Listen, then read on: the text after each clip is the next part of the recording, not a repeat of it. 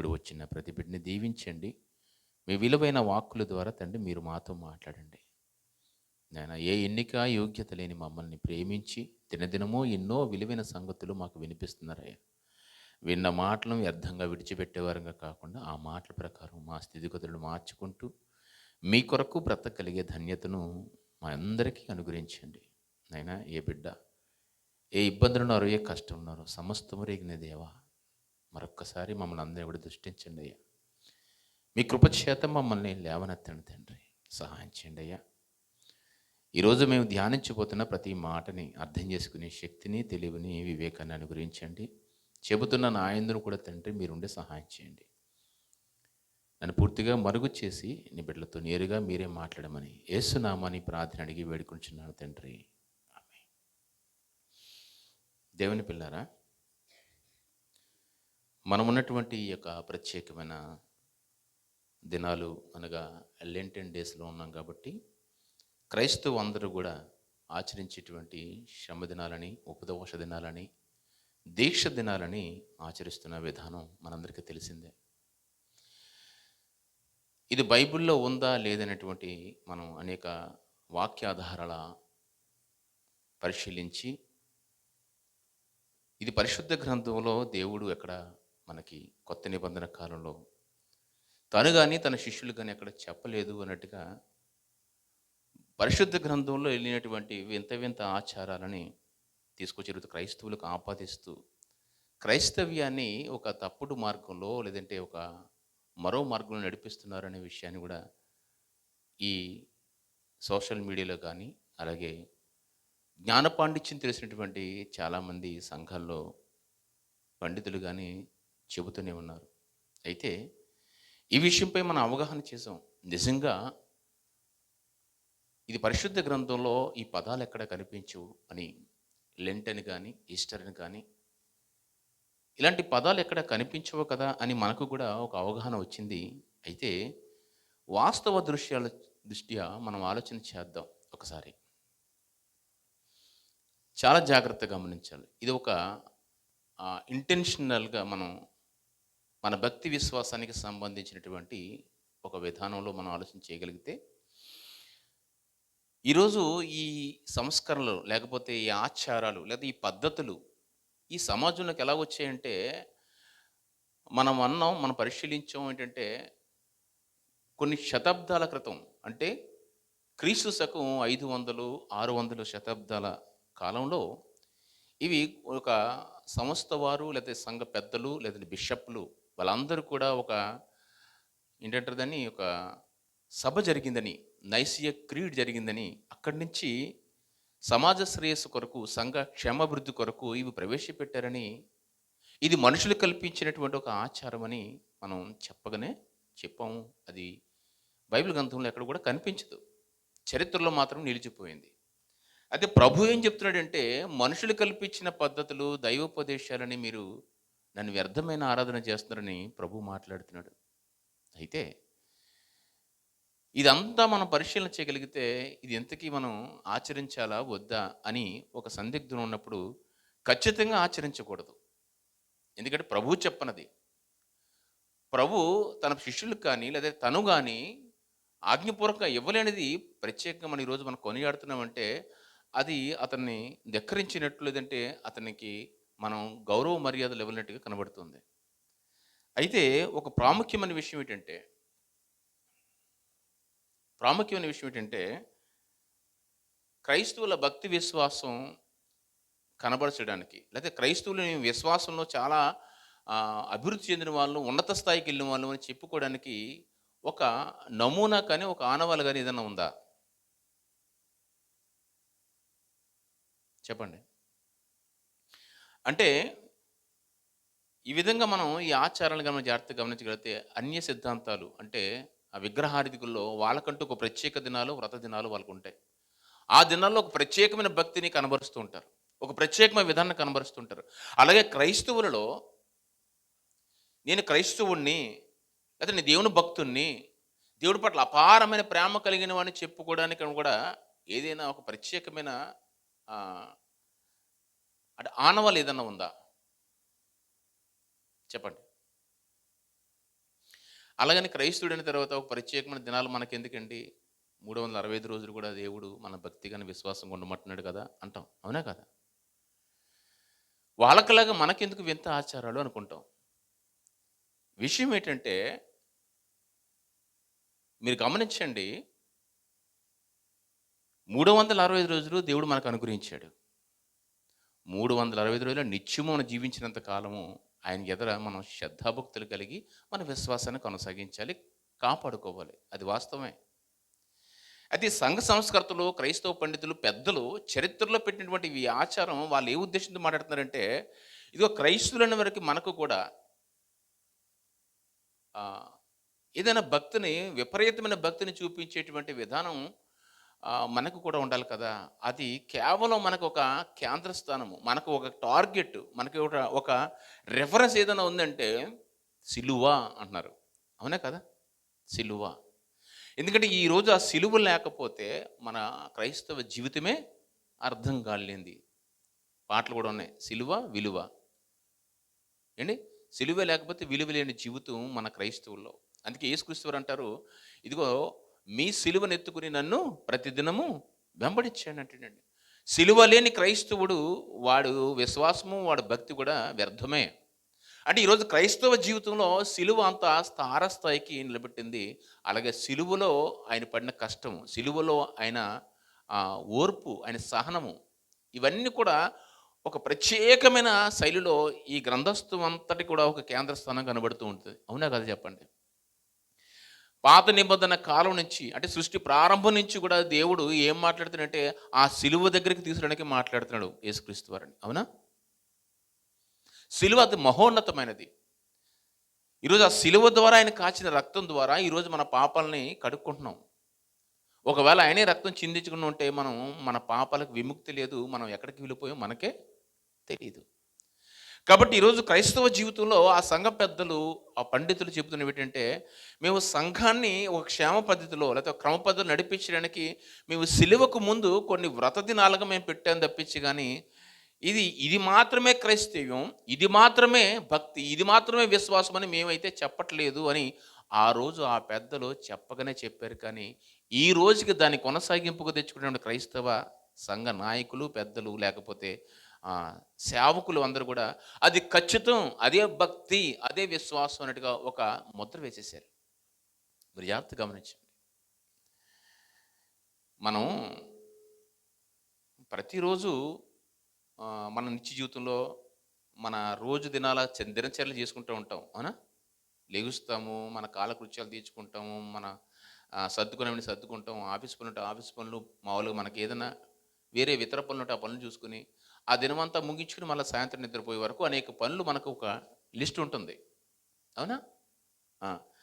అలాగని ఒక ప్రత్యేకమైనది అంటే ఒక శుభకార్యం వచ్చినప్పుడు, ఇంట్లో ఏదో ఫంక్షన్ జరుగుతున్నప్పుడు, అది పుట్టినరోజు అవ్వచ్చు, వివాహ దినం అవ్వచ్చు, పెళ్లి రోజులు, లేకపోతే ఇంకా అనేక రకమైనటువంటి కొన్ని సెలబ్రేషన్ డేస్ ఉంటాయి మనకి.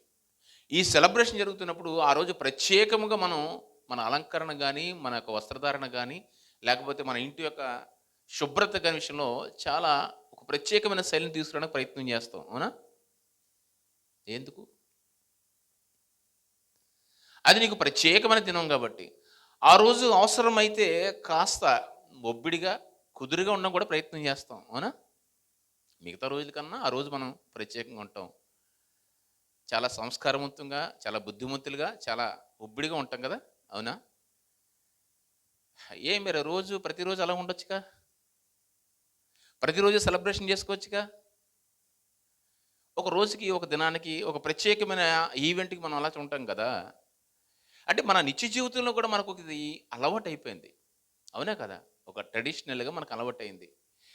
అలాగే ఇది ఒక పెద్ద భయంకరమైనటువంటి వింత ఆచారం ఏదైతే కాదు, కానీ మన భక్తిని కూడా చాటుకోవడానికి సంఘ పెద్దలు ఆ రోజు క్రైస్తవులు కూడా ఎక్కడ పెడితే బాగుంటుంది, ఎక్కడ పెడితే బాగుంటుంది అని చెప్పి అంతా వెతికారు. క్రైస్తవ చరిత్ర అంతా చూశారు. ఎందుకంటే పాత నిబంధన చరిత్ర నుంచి, సృష్టి ప్రారంభం నుంచి సిలువ వరకు ఆయన యాగం జరిగింది కాబట్టి ఇదంతటిని క్రోడీకరించి ఎక్కడ పెడితే ఒక ప్రత్యేకమైన దినాలుగా, లేదంటే ఒక ప్రత్యేకమైన భక్తిని కనబరిచేటువంటి దినాలుగా ఎక్కడ పెడితే బాగుంటుందని చెప్పి యేసుక్రీస్తు సిలువ దగ్గర తీసుకొచ్చి కొన్ని దినాలుగా, అంటే అది 40 దినాలుగా, 40 కూడా ఎందుకంటే పాత నిబంధన గ్రంథంలో 40 దినాల ఉపవాసాలు ఉన్నాయని చెప్పేసి అవి పట్టుకొచ్చి ఇక్కడ పెట్టారు. వాళ్ళు పెట్టిన ఉద్దేశం అయితే ఒక విధంగా మంచిదే అవ్వచ్చేమో తప్పించి కానీ, దాన్ని ఆచారంగా తీసుకొచ్చి ఇది చేస్తేనే భక్తి, ఇది చేస్తేనే క్రైస్తవ్యం అనేటువంటి ఒక మూఢ సంప్రదాయాన్ని కొనసాగిస్తున్నారు చూడండి, అది పొరపాటు. దేవుని పిల్లారా గమనించండి. మన భక్తి విశ్వాసాన్ని కనబరుచుకోవడానికి ఒక ప్రత్యేక దినం మనకెందుకు? 365 రోజులు కూడా మనం భక్తిని కనబరుచుకోవాలంటే అలా మన జీవితంలో కూడా కొన్ని కొన్ని దినాలను స్పెషల్గా సెలబ్రేట్ చేసుకుంటున్నాం, అవునా కదా? ఉమ్. కాబట్టి ఇది చేస్తున్నది, ఇది చేస్తేనే భక్తి అని చెప్తూ ఈరోజు ఆ దినాలని 40 దినాలని ఒక ప్రత్యేకంగా నాన్ వెజ్ మానేయడమో, లేకపోతే ప్రత్యేకమైన కొన్ని ఆచారాలుగా వాటిని వింత వింతగా పాటించడము, శుభకార్యాలకి లేకపోతే ఏదైనా వస్త్రధారణ విషయంలో అయితేనేమి, లేకపోతే వాళ్ళ అలవాట్ల విషయంలో అన్నీ మార్చుకుంటూ ఏదో కొనసాగిస్తూ ఉంటారో, ఇదంతా ఈ పద్ధతులు కాదు, ఈ పద్ధతులు కాదు. మీరు గమనించండి, ఇవి దేవుడు చెప్పినవి కాదు, ఇవైతే మనుషులు పెట్టినవే. అంటే బయట నుంచి అరువు తెచ్చుకుని పెట్టుకున్నవి అన్నీ కూడా. కానీ నీ భక్తిని సలుపుకోవడానికి ఏంటంటే, నీ భక్తిని ప్రత్యేకంగా కనపరచుకోవడానికి ఆ రోజు నువ్వు దేవుని యొద్ద, దేవుని సన్నిధిలో 40 దినాలు గడుపుతావో, 30 దినాలు గడుపుతావో, అదే సిలువకు ముందు ఒక వారం దినాలు గడుపుతావో. అంతకాదు, నేను సిలువ రోజు మాత్రమే శుక్రవారం రోజు నాడు, గుడ్ ఫ్రైడే రోజు నాడు నేను ప్రత్యేకంగా ఆ రోజు నేను అంతా దేవుని సన్నిధి గడుపుతా అంటే నీకు ఇష్టం అది. అంతే, దాన్ని ట్రెడిషన్ చేయొద్దు, దాన్ని ఆచరణ చేయొద్దు. దేవుడు చెబుతున్నది అది. నీ భక్తిని ప్రదర్శించుకోవడానికి నీకు ప్రత్యేక దినంగా ఎంచుకుని ఆ దినంలో నువ్వు ఏదో చేసుకుంటున్నావు అంటే చేసుకో, కదా ఇది ఆచారం, ఇది చేస్తేనే భక్తి అంటే మాత్రం అది పొరపాటు. దేవుని పిల్లారా, అయితే ఇంకొక విషయం మనం గమనించాలి. ఏంటంటే, ఈరోజు ఈ ఉపవాస దినాలని తప్పుపడుతున్న వాళ్ళు, అంటే ఈ ఉపవాస దినాలు చేయొద్దు, అది ఇది దేవుడు చెప్పింది కాదు అన్నది వాస్తవమే. కానీ దాన్ని అంటే పిన్ పాయింట్ చేస్తూ, ఫింగర్ చేస్తూ చెప్తున్నటువంటి చాలామంది భక్తులు ఎవరిని కూడా, ఒకవేళ 40 దినాలు మినహాయించి వాళ్ళు చేయరనుకుందాం, ఆచరించరు, ఇది ఆచారం అని. కానీ మిగతా దినాల్లో పద్ధతిగా ఉంటారా? చెప్పండి. వాళ్ళని పిన్ పాయింట్ చేస్తున్నాం వాళ్ళు మనం, లేకపోతే పలానా వాళ్ళు వీళ్ళు ఏమైనా భక్తి విశ్వాసంలో చాలా శ్రద్ధ పాటిస్తారా? లేదు. అలాగని వాళ్ళెవరో పాటిస్తున్నప్పుడు ఆ పాటిస్తున్న వాళ్ళు కేవలం ఆచారాలు మాత్రమే పాటిస్తూ, ఏవైతే అవి విడిచిపెట్టాలో, ఏవైతే మనం ఆచరించకూడదో, తెల్ల బట్టలు ధరించుకోవాలి, కాళ్ళకు చెప్పులు వేసుకోకూడదు, నేల మీద పడుకోవాలి, బడ్డ మీద కూడా పడుకోకూడదు, ఏమండి ఇంకా ఎన్నెన్నో ఉంటాయి. కొత్త బట్టలు కట్టుకోకూడదు, శుభకార్యాలు చేసుకోకూడదు అని దేవుణ్ణి, ఇది ప్రత్యేక వ్రత దినాలని, ఇది లెంట దినాలని, ఇది చేస్తేనే భక్తి అని చెబుతున్నంత మాత్రాన వాళ్ళ భక్తిని దేవుడిని దృష్టిస్తాడా? కాదు, మేము అది చేయమని చెప్పి వీళ్ళ భక్తి లేకుండా జీవిస్తున్నప్పుడు, నేను క్రైస్తవుని, నేను అలాంటి వాటికి వెళ్ళట్లేదు, దేవుని కరెక్ట్గా నేను ఆరాధిస్తున్నాను, నేను దేవుడికి ప్రతి వారము నేను వెళ్తాను, కానీ ఇలాంటి ప్రత్యేకమైన దినాలుగా పెట్టుకుని నేను ఆరాధించని చెప్పుకుంటూ ఉన్నవాడు, వాడు ఏమైనా బ్రతిగా ఉన్నాడని చెప్పి దేవుని వాడిని దృష్టిస్తాడా? చెప్పండి. ఇందులో ఏమీ లేదు చెప్పాలంటే. చేస్తున్న వాళ్ళని మనం తప్పు పట్టడానికి వీలేదు, చేయలేని వాళ్ళని కూడా తప్పు పట్టడానికి వీలేదు. దేవుడు చెప్పమన్నది, దేవుడు చేయమన్నది మనం చెయ్యాలి. వాళ్ళ వింత వింత ఆచారాలుగా చేస్తున్నప్పుడు అది తప్పని చెప్పు, అంతేగాని ఆ దినాలు వాళ్ళు ఏదైతే నిజంగా యథార్థంగా భక్తిగా 40 దినాలకు కుదుర్చుకుని, లేకపోతే 30 దినాలకు కుదుర్చుకుని, లేకపోతే వారం దినాలకు కుదుర్చుకుని, లేకపోతే వారంలో ఒకరోజు కుదుర్చుకుని వాళ్ళు ఏదో భక్తిని ఒక దీక్షని కొనసాగిస్తుంటే అది తప్పేం కాదు. కానీ అందులో వచ్చినటువంటి వింతమైన ఆచారం ఉన్నటువంటి ఆచరణలు పొరపాట్లు, అది చేస్తేనే భక్తి అంటే అది తప్పు. వాటిని మనం ఖండించాలి. అలాగని నువ్వు ఖండించేవాడు నువ్వు ఎంత భక్తిగా ఉంటున్నావు, ఇది పాయింట్. నువ్వెంత దీక్షగా ఉంటున్నావు, నువ్వెంత యథార్థంగా ఉంటున్నావు అన్న విషయం కూడా ఒకసారి ఆలోచించుకోవాలి. దేవుని పిల్లరా, ఒక విషయాన్ని మనం బైబిల్ గ్రంథం నుంచి ఆలోచించేద్దాం. ఇజ్రాయేలుకు ఈ ఉపవాస దినం గురించి మనం ఒకసారి, నిజమైన ఉపవాసం ఏంటన్న విషయాన్ని ఒకసారి ఆలోచించగలిగితే, ఇజ్రాయేలుకు అండ కొండ రక్షకుడు అయినటువంటి మొట్టమొదటి రాజు ఎవరండి? మొట్టమొదటి రాజు మొట్టమొదటి రాజు ఎవరమ్మా? సౌలు మహారాజు. సమూయేలు అధికారాన్ని తృణీకరించి మాకు రాజు కావాలి, యుద్ధాలు గట్ట మేము చేయలేకపోతున్నాం బాబు అని గోడు పెడితే మొట్టమొదటి రాజుగా సౌలు నించాడు. సౌలు ఎలా ఉండేవాడంటే ఆజానుభావుడు. ఇంచుమించు అందరి భుజముల పైన ఆయన భుజం ఎత్తుగా ఉందంట. అంటే అర్థం ఏంటంటే 6 అడుగుల ఆజానుభావుడు. ఇక సౌలును చూసినప్పుడు ఇతనే మాకు రాజు, ఇతను ఉంటే మాకు ఏ భయం లేదంటే మాకు యుద్ధాలు చేస్తాడు, మాకు రక్షణ కోసంగా ఉంటాడని చెప్పి ప్రజలందరూ కూడా ఎంతో ఆరాధించేవారు సౌలుని. దేవుడు కూడా అలాగే సహాయం అందించాడు సౌలు మహారాజుకి. ఆ సౌలు అలాగే అనేక మందిని శత్రువులను మట్టుబట్టిస్తూ ఇజ్రాయేల్ ప్రజల్ని సుభిక్షంగా కాపాడి 40 సంవత్సరాల ఏకంగా కాపాడాడు సౌలు మహారాజు. ఇలాంటి సౌలు ఏం చేశాడంటే ఒకరోజు తన అవిధేయతను కనబరిచాడు. ఎందుకంటే దావీదు ఎప్పుడైతే ఎంటర్ అయ్యాడో, అంటే తన అవిధేయతకు కారణంగా దావీదును కూడా ఎన్నుకోవాల్సి వచ్చింది. ఇంకా రాజుగా రాకపోయినా సరే పట్టాభిషేకం జరిగింది, అంటే అభిషేకం జరిగింది. ఇది తెలిసినటువంటి సౌలు లోపల అసూయపడుతూ దేవుడి దగ్గర అంతకంతకు తన విశ్వాసంలో అవిధేయతలో దిగజారిపోయాడు. బాగా దిగజారిపోయిన కారణంగా దేవుడు సౌలుని విడిచిపెట్టాడు. విడిచిపెట్టిన తరుణంలో ఎంతగా విడిచిపెట్టాడంటే వాళ్ళ శవాలను చెట్ల మీద, అయితే ఆ ఫిలిస్తీన్లు అంటే అన్య జనాంగం యొక్క గుడులైనటువంటి అష్టరోజు దేవత గుడి గోడల మీద వాళ్ళ మొండెములు ఏలబడిన రీతిగా దేవుడు వాళ్ళని చేశాడు. అంటే మా ఇజ్రాయెల్కి కొండ, రక్షణ, కోట అయినటువంటి ఈ సౌలు మహారాజు, ఈయన మాకుంటే మాకు ఏ భయం లేదన్నటువంటి అలాంటి సౌలు మొండుమల అస్తురస్తు గోడల మీద, ఆ గుడుల గోడల మీద ఏలబడుతూ ఉంటే అది తలంచుకున్నటువంటి ఇజ్రాయెల్ సమాజం ఏంటంటే గగ్గోలమని ఏడ్చారండి. గగ్గోలమని ఏడ్చినప్పుడు వాళ్ళు మాట్లాడుతున్నప్పుడు ఒక మాట చాలా విచిత్రంగా ఉంటుంది. మొదటి సమూయేలు గ్రంథము చూడండి, చివరి మాట. మొదటి సమూయేలు గ్రంథము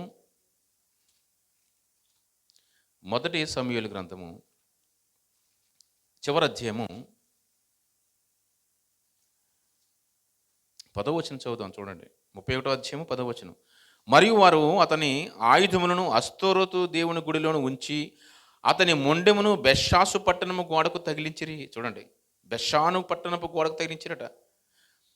అయితే ఫిలిస్తీన్లు సౌలునకు చేసిన దానిని గురించిన వార్త యాబేష్కిలాతు వారు విని బలశాలులు లేచి రాత్రి అంతా నడిచి సౌలు మొండెమును అతని కుమారుల కళేబరములను బెషాను పట్టణం నుంచి గోడ మీద నుంచి దించి యెరూషలేముకు తిరిగి వచ్చి దహనం చేసిరి. ఆ తర్వాత వాళ్ళు తగిలించి ఊరి పురద్వారంలో ఆ దేవతా దేవుళ్ళ గుడి దగ్గర ఆ గోడలకు తగిలిస్తే ఆ తర్వాత వీరులు, బలశాలులు ఎవరండి, ఇజ్రాయేల్ జనాంగం చాటుని వెళ్ళి ఆ మొండెములు తీసుకొచ్చి ఒక పద్ధతిగా దహనం, సమాధి కార్యక్రమాలు చేశారు. లేదంటే అలా గాలిలోను ఎండలోను క్షీణించిపోయి కుళ్ళిపోతే ఇక ఆ చావు వర్ణనాతీతమైన చావు, ఎవరికి ఎలాంటి పగవాడు కూడా రాకూడదనేటువంటి చావు.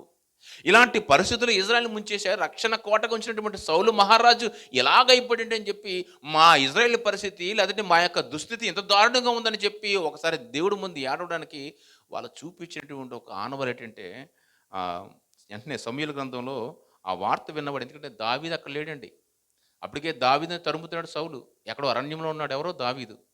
అరణ్యంలో తాదొచ్చుకున్న దావీదుకి కబురు పట్టుకొచ్చినటువంటి ఆ ఇజ్రాయేలుడు ఒకడు వచ్చి ఏమంటాడంటే 3వ వచనం 2వ వచనం మొదటి చదువుదాం. 2వ సమూయేలు మొదటి మాట. దావీదు అమలేకులను హతము చేసి తిరిగి వచ్చుతూ సౌలు మృతునంజిన తర్వాత అతడు సిగ్లకులో 2 దినములుండెను. 3వ దినమున బట్టలు చింపుకుని తల మీద బుగ్గి పోసుకుని ఒకడు సౌలు యొద్దకు దండులోనికి వచ్చెను. ఏం చేస్తున్నాడు?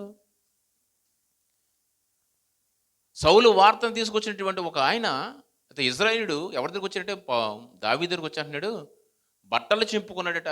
ఏం చేస్తున్నాడట? తల మీద బూడిద చల్లుకున్నాడట.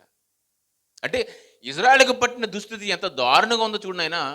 మనం మట్టిలో మట్టి వాళ్ళము, ఇంకా ఈ వస్త్రము లేకుండా దిగంబరులమే వచ్చినటువంటి మనము, ఇదిగో దేవుడు మనల్ని మొండి మొసలు వారిగా, లేదంటే మట్టిలోని వారిగా మనం చేశాడని చెప్పి ఒకసారి ఆనవాళ్ళు చూపించడానికి అతను వస్త్రములు చింపుకుని బుగ్గు జల్లుకుని దావీదు ముందు గోజాడుతున్నాడు. ఆ ఏలినవాడా, చూడు ఇజ్రాయేల్ పరిస్థితి ఏమైపోయిందో. ఇజ్రాయెల్ రక్షణ కవచము సౌలు ఏమైపోయాడో, ఇజ్రాయెల్ రక్షణ కోట ఏమైపోయాడో ముండలి వేల తీశారయ్యా. దేవుడు మనం విడిచిపెట్టాడయ్యా, దేవుడు మనం విధులు పెడేసాడయ్యా అని చెప్పి ఇదిగో బూడిద జల్లుకుని వస్త్రాలు చింపుకుంటున్నాడు. అంటే నేను ఏమీ చేయలేని వాడిని, దేవుడు జీవం ఇస్తే, దేవుడు బలం ఇస్తే నేను భూమి మీద ఉన్నవాడిని అని ఒక ఆనవాడు తెలియచేయడానికి.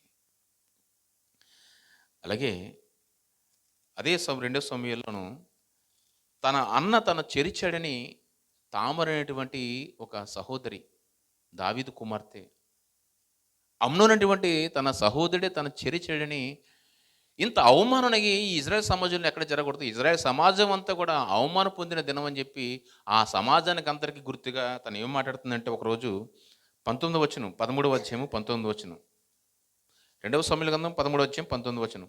అప్పుడు తామారు నెత్తి మీద బుగ్గి పోసుకుని తాను కట్టుకున్న వివిధ వర్ణము గల చీరను చింపివేసి నెత్తి మీద చెయ్యి పెట్టుకుని ఏడ్చుకున్నదండి. నెత్తి మీద చెయ్యి వేసుకుని తన కట్టుకున్నటువంటి అందమైన చీర అంటండి. ఈ చీర లేకపోతే ఈ రంగులు, ఈ వస్త్రములు కూడా నేను ఈ భూమి మీద నన్ను అలంకరించుకుని కట్టుకున్నవి, కానీ ఇవన్నీ తీసేస్తే నేను ఒక మొండి ముసలిదానని, ఒక దిగ్గంబరిని, దేవుడిచ్చినటువంటి ఈ దేహాన్ని ధరించుకుని భూమి మీదకి వచ్చిన దానని ఇదిగో ఇంత అవమానమా, ఇంత అవమానం. నేను ఇక మరలా కలిసిపోతే మట్టిలో కలిసిపోయేటువంటి ఈ చిన్ని కళ్ళ జీవితంలో ఎంత ఘోర అవమానం అని చెప్పి దేవుడు మమ్మల్ని, మా సమాజాన్ని విడిచిపెడితేనే ఇంత దౌర్భాగ్యమైన కార్యం జరుగుతాయని చెప్పి తలంచిన ఆ స్త్రీ, నేను ఎందుకు పనికిరాని దానిని ఇగో నేను నెత్తి మీద బుగ్గి పోసుకుని తన ఆనవా తెలియజేస్తుంది. ఇజ్రాయెల్ సమాజానికి చెందినటువంటి అవమానాన్ని అంతా గుర్తు చేస్తుంది. ఇది దేవుడి ముందు పశ్చాత్తాపడుతూ, దేవుడి ముందు గోజారుతూ, దేవుడి ముందు ఆర్తనాదాలు వినిపిస్తున్నటువంటి ఒక ఆనవాలు ఏంటంటే, వాళ్ళ యొక్క దీనస్థితిని, ఒక దయనీయమైన స్థితిని, వాళ్ళ యొక్క దౌర్భాగ్యమైన స్థితిని తెలియపరిచేటువంటి ఒక ఆనవాలు. అంటే ఇదిగో మా ప్రజలందరూ కూడా ఒక దుర్మార్గమైన పాపంలో కూరుకుపోయినారు నాయన, మీరు విడిచిపెట్టి మీకు దూరంగా వెళ్ళిపోయాము, అందుకే మాకు ఈ దుస్థితి. మీ ఎదుట ఎప్పుడు దుర్మార్గులుగానే ఉన్నాము, పాపులుగానే ఉన్నాము, దుష్టులుగానే ఉన్నాము, ఉన్నాము కాబట్టి మాకు ఈ పరిస్థితి వచ్చింది అని ఒక ఆనవాలు చూపించడానికి ఏంటంటే బొగ్గి చల్లుకుని వస్త్రాలు చింపుకున్నారు. అయితే అది ఆ వస్త్రాలు చింపుకొని బొగ్గి చల్లుకునే దినాల్లో వాళ్ళు ఏమీ ముట్టరు, ఏమీ తినరు. కడుపు మార్చుకుంటూ, రోధిస్తూ, వేధిస్తూ, అలా వేదన చేస్తూ దేవుడి ముందు గోజారుతూ ఉంటారు. మీరు తెలుసు, యోబు కూడా అలాగే బుగ్గు చల్లుకొని, బూడిద చల్లుకొని రోధిస్తూ, దేవా ఏంటి స్థితి అని చెప్పి క్షీణించిపోయాడు. రోజు రోజుకి తిండి తిప్పలు ఉండవు. అది దేవుడి ముందు వారు తెలుపుతున్నటువంటి రోదత్వమని, పశ్చాత్తాపం. అది ఉపవాసం అనుకుంటే ఉపవాసం, ఎందుకంటే తిండి తిప్పలు తిన్నారు కదా, ఉపవాసం అనుకుంటే వాళ్ళ దృష్టిలో అది ఉపవాసం. అలాగే నినేవె పట్టణం వాళ్ళు కూడా బూడిద చల్లుకొని, వస్త్రాలు చింపుకొని, రాజు దగ్గర నుంచి పశువుల వరకు కూడా, బానిసల వరకు అందరూ కూడా వస్త్రాలు చింపుకొని, బూడిద చల్లుకొని దేవుడి ముందు రోదనని వినిపించారు. దేవా మమ్మల్ని విడిచిపెట్టాను, ఆయన మమ్మల్ని విడిచిపెట్టావని, మేము దుర్మార్గులు, దుష్టులు, మేము పాపులము అని చెప్పుకునేటువంటి స్థితి ఆ రోజు ఆ సమాజానికి. ఆ విధంగా ఆ సంకేతాలని, ఆనవాళ్ళని దేవుడికి చూపించేవారు. దేవుడు వరలా వాళ్ళ పశ్చాత్తాపాన్ని, వాళ్ళ రోదన విని కనికరించి మరలా ఆ వేదన నుంచి, ఆ శోధన నుంచి విడిపించేవాడు. అది వీళ్ళు ఏమనుకున్నారంటే, మేము ఇలాగ చేయడం వల్ల మమ్మల్ని మేము తగ్గించుకుని, మా యొక్క పశ్చాత్తాపాన్ని, మా నిట్టూర్పుల్ని మేము విడుస్తూ దేవుణ్ణి గణపరిచి, దేవుడే మీరే మాకు ఆశ్రయమని చెబితే అప్పుడు దేవుడు మమ్మల్ని కరుణించాడు కాబట్టి ఇది ప్రత్యేకమైన వ్రత దినము, ఇది ప్రత్యేకమైన ఉపవాస దినం అని వాళ్ళు భావించుకున్నారు. ఎందుకంటే మేము పాపం చేసాము, ఆయనకి విరోధంగా మేము మసిలాము, లేదా విరోధంగా మేము ప్రవర్తించాము కాబట్టి ఆయన మమ్మల్ని కరుణించాడు అన్నట్టుగా ఒక సంకేతం ద్వారా వాళ్ళు దీని ప్రత్యేకమైన దినం, ఉపవాస దినం అని పెట్టుకున్నారు. అయితే క్రీస్తు వచ్చేంత వరకునే ఈ ఆనవాలు అవ్వచ్చు, క్రీస్తు వచ్చేంత వరకు ఈ ఆచారం అవ్వచ్చు. కానీ క్రీస్తు వచ్చిన తర్వాత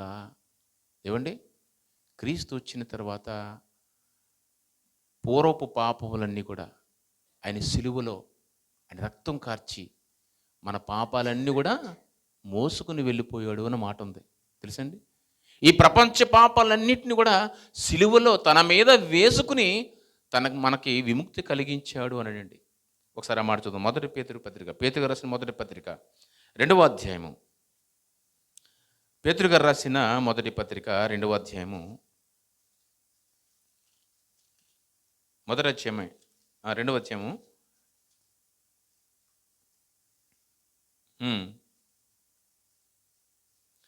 24 వచ్చును. మనము పాపముల విషయమై చనిపోయి నీతి విషయమే జీవించినట్లు ఆయన తానే తన శరీరమందు మన పాపములను మ్రాను మీద మోసుకొని పోయెను. చూడండి, మేము పాపులము, మేము చనిపోయిన వారు, బూడిద లాంటి వాళ్ళము, ఈ వస్త్రం లేని దిగంబరులు అనే సంకేతాన్ని వాళ్ళ యొక్క సిగ్గుమాలిన పనులను బట్టి వాళ్ళు వినిపిస్తున్నటువంటి ఇజ్రాయేల్ జనాంగం ఒక ఆచారంగా, ఒక ఉపవాసంగా, ఒక వ్రత దినాలుగా వాళ్ళు పాటిస్తూ దేవుడి నుంచి ఆ సమాధానం పొందుకుంటున్న దినాలలో అది ఉపవాస దినాలు అయితే,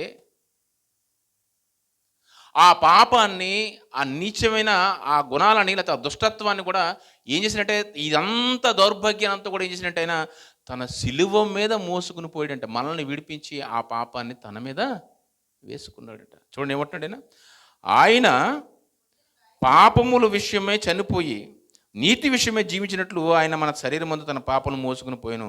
ఆయన పొందిన గాయముల చేత మీరు స్వస్థత పొందిరి. అంటే మనల్ని పాపాన్ని తీసివేయడానికి ఆయన గాయముల ద్వారా ఏం చేయడట, రక్షించాడు. ఆ గాయములు, ఆ మ్రాను ఎక్కడ కనపడుతుందండి? ఆ గాయములు, ఆ మ్రాను ఎక్కడ కనపడుతుంది? సిలువ.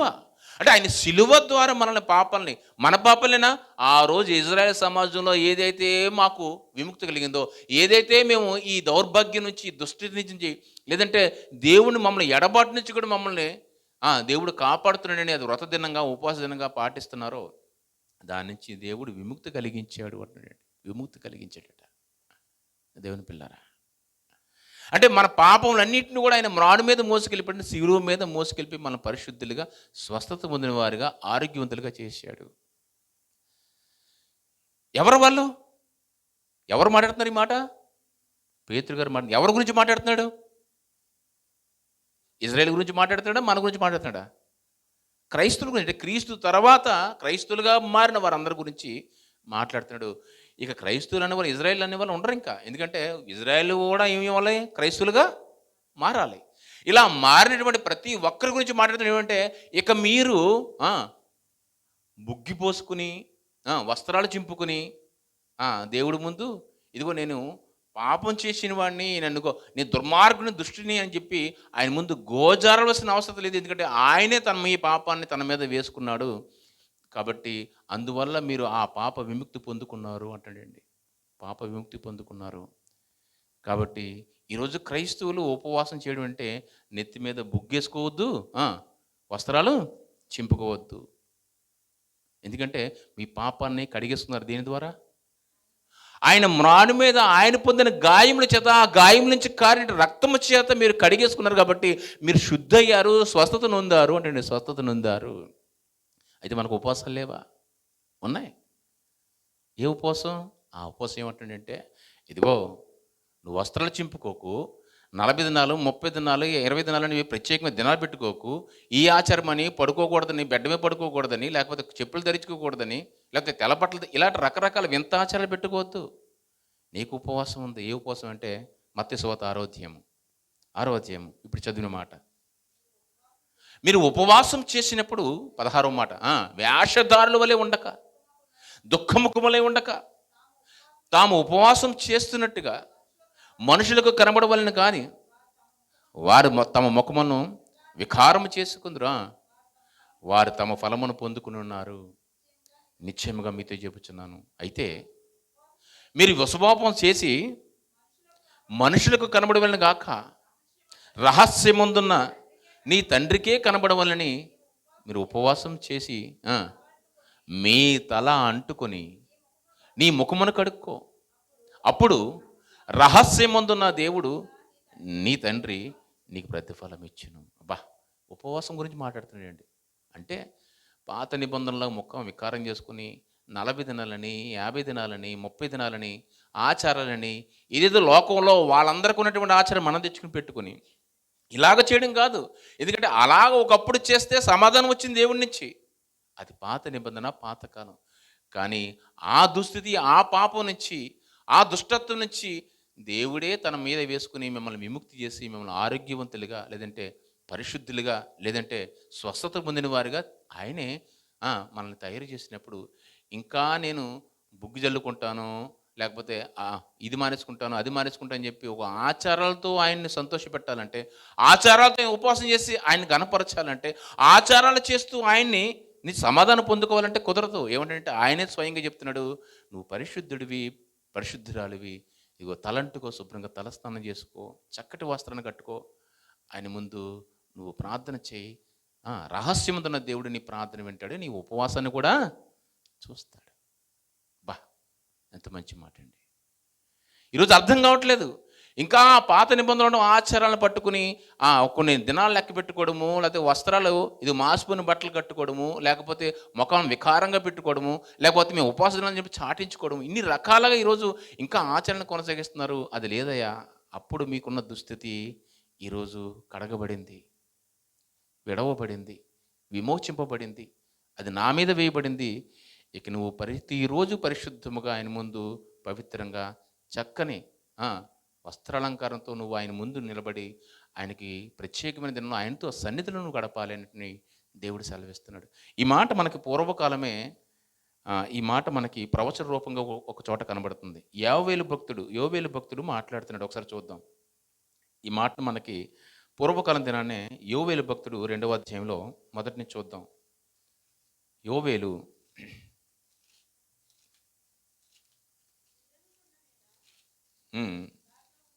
సియోను కొండ మీద బాకా ఊదుడి, నా పరిశుద్ధ పర్వతం మీద ఏంటమ్మా చేయుడి, యెహోవా దినము వచ్చి ఉన్నదని సమీపమైన. 13వ వచనం చదువుదామా? 13వ వచనం, 12వ వచనం నుంచి.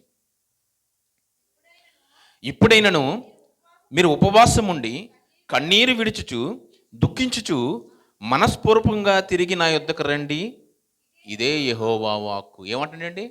మనసుతో రమ్మంటున్నాడు. ఆచారాలతో కాదు, వస్త్రాలంకారంతో కాదు, లేకపోతే ఏదో ఒక దాన్ని త్యాగం చేసి ఆయన ముందు భక్తిని ప్రదర్శించే విధంగా కాదు, లోకలందరూ పాటిస్తున్నట్టుగా ఆచార రీతిగా కాదండి.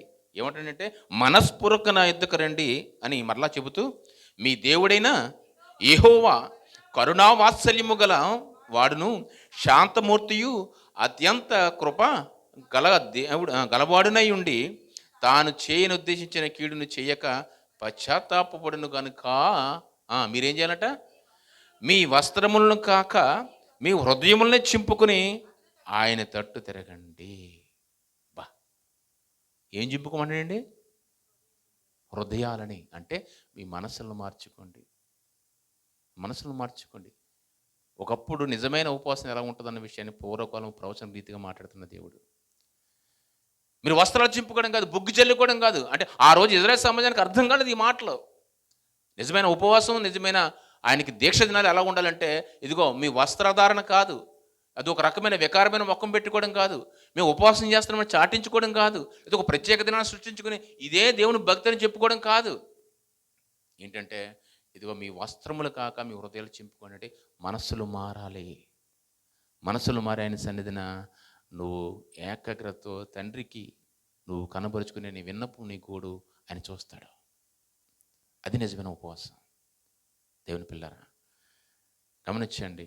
ఇదే ఉపవాసాన్ని యోవేలు భక్తుడు మాట్లాడిన మాట పెంతెకొస్తు దినాన పేతురు గారు ప్రసంగం చేయగానే వాళ్ళ హృదయాలు చేల్చబడ్డాయి. యోవేలు మాట్లాడిన మాట ఇదే అని ప్రకటించిన తర్వాత ఈ ఉపవాసం గురించి మాట్లాడుతున్నాడు, ఈ ప్రవచనం గురించి మాట్లాడిన పేతురు గారు పెంతెకొస్తు దినాన అందరిలో నిలబడి చెప్పినప్పుడు వాళ్ళ హృదయాలు చింపబడ్డాయి. ఈ మాటే, మీ వస్త్రములు కాదు కానీ హృదయాలు చింపాలి అంటే అప్పుడు మాట్లాడుతున్న మాట అపోస్తుల కార్యములు 2వ అధ్యాయము చివరి మాట చూద్దామండి. అపోస్తుల కార్యములు 2వ అధ్యాయంలో